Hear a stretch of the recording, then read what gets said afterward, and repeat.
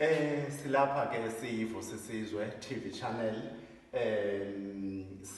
sihamba ke nentombi yethu uLulu sibona ke kubalekile sibazisa ababukeli bevusisizwe TV channel nanku Tata Sibiya. Sawubona baba. Yeah. Kunjani baba? Siyaphila njani? Siyaphila nathi baba.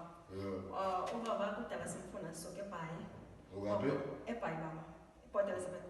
Usuke eBhayi. Baba. Funa mina. Oko sikukhangela baba. But ke sesijabulile kuba sikufumene. Ubaba ke ngubani? Hayibo. Ufuna mina, uyangazi mina. Ubaba ngubani? Hayi kahle. Usibiya ngisibona. Kawusithutha baba. Usibonisele nababukeli bethu Ukuthini? Obukelwa noba lapho. Sibiya siyabona tatam sicela nje ubulise abantu emakhaya bakwazi ukubani abantu basemakaya nabo bangakujabulela ukwazi ukuthi uSibiya wakuphi nendawo. Ngusibiya mina ngasoLundi ngivela eLundi. Kweyiphi indawo eLundi tata? Wamba. Khawubabulise kwambamba khawubabulise abantu. Ngibingelela lapha nonke lapha emakhaya.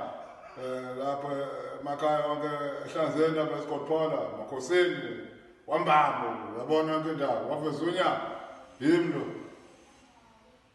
La ngathi ufuna mina izokwenza. Baba, hayi ngokubuza kwakho la question. Okay.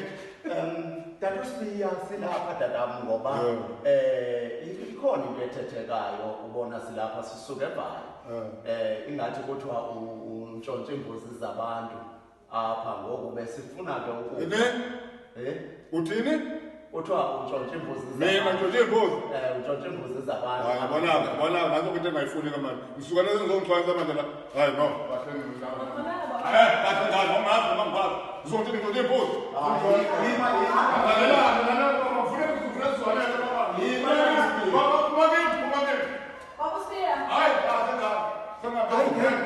Uba uSibiya ke uye wabe uyabaleka umkile sintombam into emnandi simfumene siyabulela ke into yokuba ababukeli bethu abakwazanga ukufumana kanye bakwenzeke ntoni mhlawumbe Lulu khona into ofuna uyitsho.